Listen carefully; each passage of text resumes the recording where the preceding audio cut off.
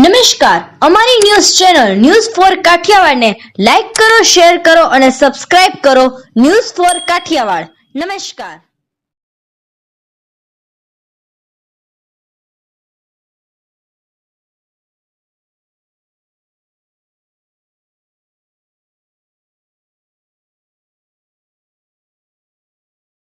ગત વર્ષ ચોમાસા દરમિયાન ખેડૂતોના ખેતરના પાળા તૂટી ગયા હતા અને ખેડૂતોને વ્યાપક નુકસાન થયું હતું. ત્યારે આજે 8 માસ પછી પણ બામણાસા ઘેડના ખેડૂતોના ખેતરના પાળાઓ તંત્ર દ્વારા રિપેર ન કરાતા આ પ્રશ્ને બામણાસા ગામે અધ્યાનગ્ન હાલતમાં ખેડૂતો એ સૂત્રોચ્ચાર કરી વિરોધ પ્રદર્શિત કર્યો હતો.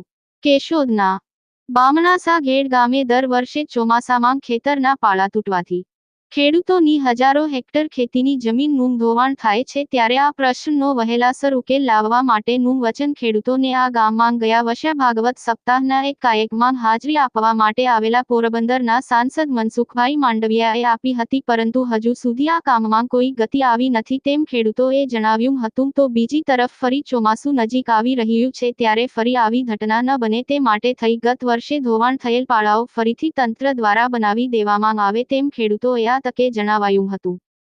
ગત વર્ષે ભારે વરસાદને કારણે હજારો હેક્ટર ખેડૂતોની જમીનનું ધોવાણ થયું હતું. ખેડૂતના પાળા તૂટી જવાથી જમીન અને પાકનો સફાયો થઈ જાય છે ત્યારે આગામી વર્ષે આવી ઘટના ન બને તે માટે થઈ ગત વર્ષે તૂટેલા પાળાને મજબૂતાઈ રીતે રિપેર કરી અને ચોમાસા પહેલા આ કામ પૂરું કરી દેવામાં આવે તેવી માંગ ખેડૂતો દ્વારા કરવામાં આવી રહી છે.